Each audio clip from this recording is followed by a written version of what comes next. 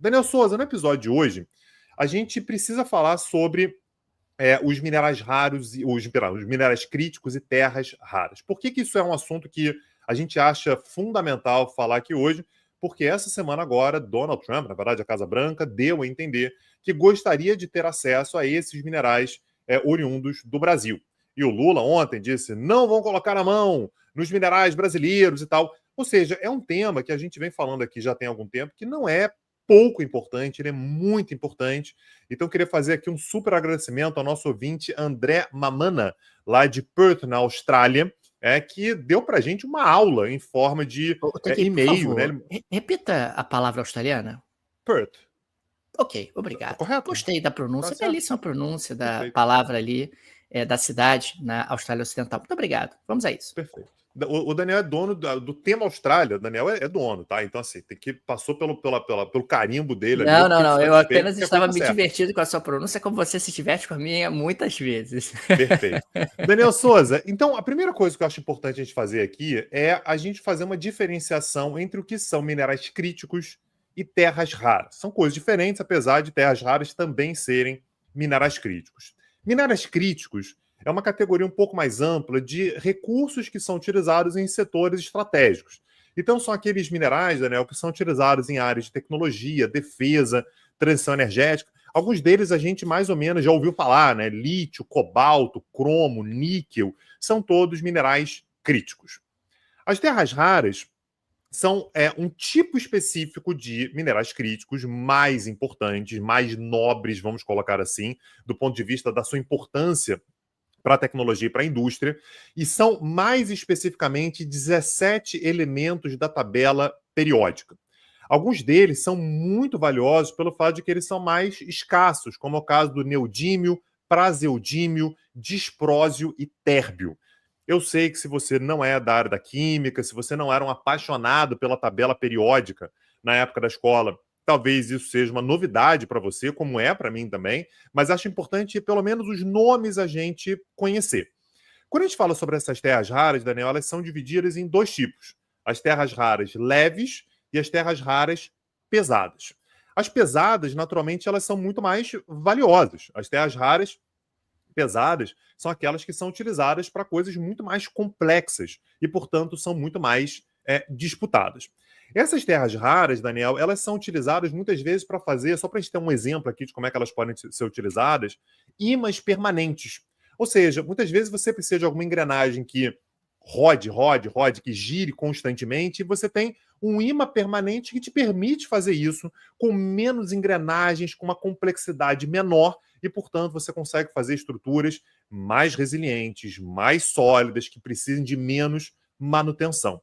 Então, a gente está falando, Daniel, sobre elementos que são necessários, por exemplo, para fazer motores de carros elétricos, motores miniaturizados, como no caso de robôs e drones, turbinas eólicas em larga escala. Né? Então, para tudo isso, você ter acesso a essas terras raras é algo crucial. Por que isso se tornou, no entanto, Daniel, um grande elemento da geopolítica?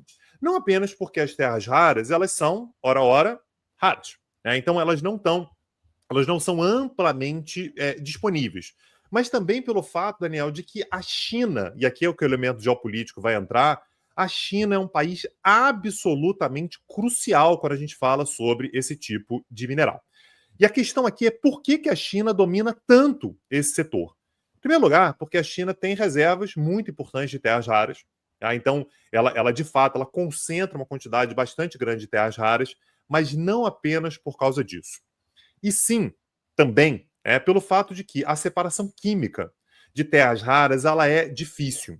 É É o um processo refino, que né? envolve o refino, exatamente. Então, a gente está falando sobre um processo que envolve muitas etapas. Você precisa separar metais que são muito parecidos entre si. Então, muitas vezes é difícil fazer essa separação. E a China detém, de fato, todas as etapas do processo. Então, para a China, é algo que ela consegue fazer com uma facilidade maior do que outros países. É uma tecnologia na qual a China investe desde a década de 1980.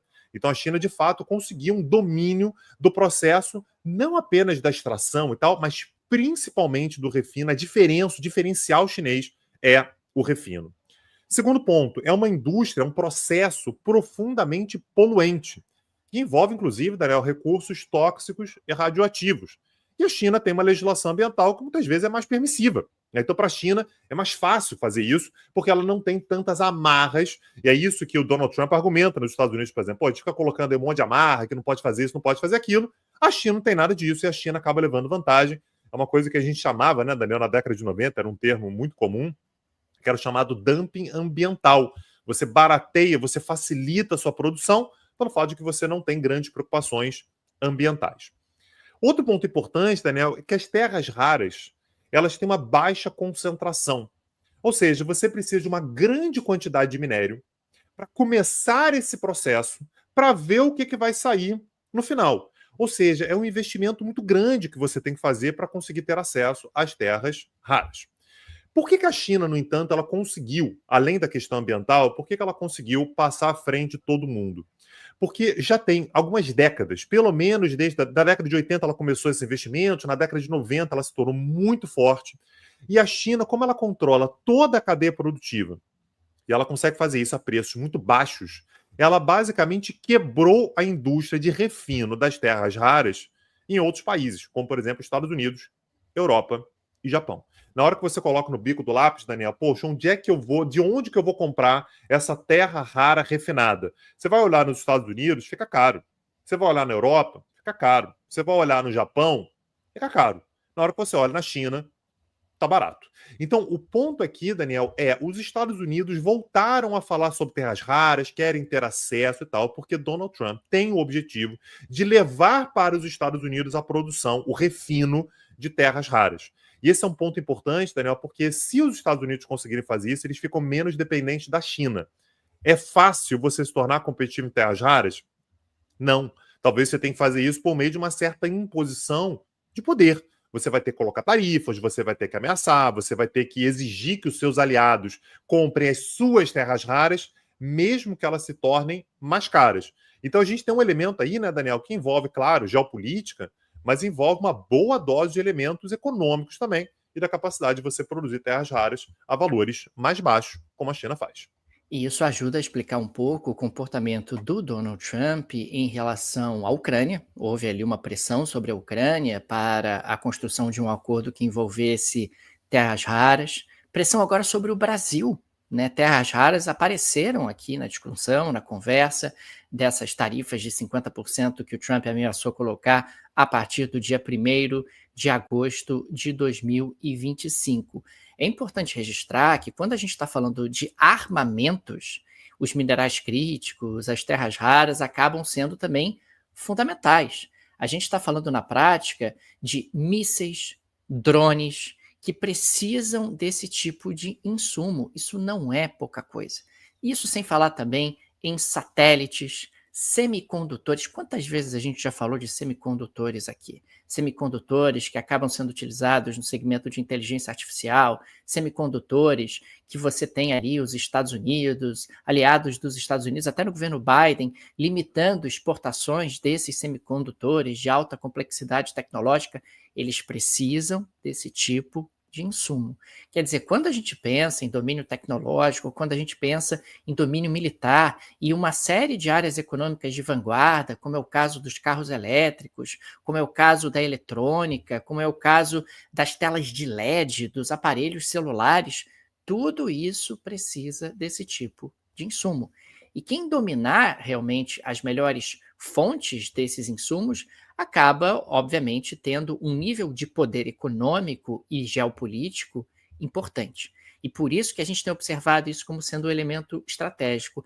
É importante também destacar que algumas partes do mundo também têm uma concentração grande de minerais críticos, de terras raras. É o caso da República Democrática do Congo, na África, é o caso da América do Sul, né? Países como Chile, Bolívia, Argentina e o próprio Brasil. É o caso da Austrália, de onde o nosso amigo nos escreveu e acabou nos dando essa aula sobre esse tipo de insumo. Portanto, você ampliar a sua zona de influência, sua capacidade realmente de fornecimento desse tipo de insumo acaba sendo de fundamental importância, e aí a gente começa a entender porque toda hora o Donald Trump bate nessa tecla. com todo mundo que ele pode, com todo mundo que tenha esse tipo de recurso, ele invariavelmente vai bater e vai dizer: olha, eu quero, porque preciso de grande quantidade e preciso também de diversos fornecedores, porque se eventualmente um me faltar, eu tenho outro, etc. Você passa a ter ali um elemento de segurança, uma rede de segurança nesse fornecimento. Agora, Daniel, a gente está falando sobre uma disputa que é a cara do mundo atual, né? Na qual você disputa geopoliticamente de onde vem as terras raras, os minerais críticos de uma forma mais ampla, as terras raras de forma mais específica, e você disputa também a tecnologia. Né? E nisso, esse aqui é um ponto importante, a China tem uma enorme vantagem diante dos Estados Unidos. Como a China ela detém grande parte da produção mundial, né, de refino, tem fontes aqui, Daniel, que falam que é praticamente 100%. Né? Falou em refino de terras raras, a China é uma super liderança. E os Estados Unidos agora eles olham para isso. Os Estados Unidos estavam no marco anterior, Daniel, que era, cara, a China refina, deixa a China refinar. Vai ficar com custo ambiental lá para eles, a gente compra deles, eles vão ter o custo maior lá, eles são competitivos nisso, a gente compra da China. Só que no mundo atual, os Estados Unidos não querem mais, eles sentem que não podem mais depender da China porque existe uma disputa. Né? Eu deixar isso com a China significa permitir que a China se desenvolva mais tecnologicamente, e agora os Estados Unidos eles querem acesso não apenas às fontes de terras raras e de minerais críticos, né? Como também a sua capacidade de promover esse refino. Um exemplo disso é a Ucrânia. A gente falou bastante sobre isso ao longo desse ano agora, Daniel, que o Trump ele começou ali, Ucrânia, quer ajuda aí, para ajudar na guerra e tal. Eu só quero as terras raras. Né? E aí a Ucrânia entra nessa jogada também. Um ponto importante quando a gente fala sobre as terras raras. Um único depósito relevante de terras raras, pelo menos conhecidas até agora na Ucrânia, está em Donetsk. Ou seja, está numa área ocupada pela Rússia. Tá? Outros depósitos existem, mas eles são ou pobres ou de difícil extração. Aquela coisa, né, Daniel? Pô, tem terras raras em outras áreas da Ucrânia? Tem, mas não são economicamente viáveis. O custo que você vai ter para conseguir uma quantidade muito pequena de um determinado mineral estratégico ou terra rara vai ser alto demais e aí vai ser melhor você comprar da China, né? Então, quando o Trump ele coloca a própria Ucrânia ali, ele está falando para os dois, ele está falando para a Ucrânia e para a Rússia, que é, olha, não sei o que vocês vão fazer aí, se vai ter paz, se não vai, mas essas reservas em Donetsk, que eu estou interessado para que não apenas isso vá para os Estados Unidos, quanto também para que isso não caia nas mãos da China. Mais uma vez, a China já tem acesso demais e agora os Estados Unidos querem ter acesso. Tudo isso para dizer, Daniel, esse é um dos temas que certamente vai mobilizar uma boa parte da política internacional e da economia global daqui para frente. Não dá para a gente imaginar o mundo daqui para frente sem a gente falar sobre minerais críticos e terras raras. Então, ter uma certa noção de onde está, quais são as regiões mais ricas, mais poderosas, talvez seja daqui para frente, né, aquela noção que a gente aprendeu a ter com relação ao petróleo. Onde é que tem mais petróleo? O petróleo está onde? Quem é que refina? Que tipo de petróleo? Me parece que as terras raras, particularmente, vão ser um desses temas que a gente não tem jeito, a gente vai ter que olhar daqui para frente.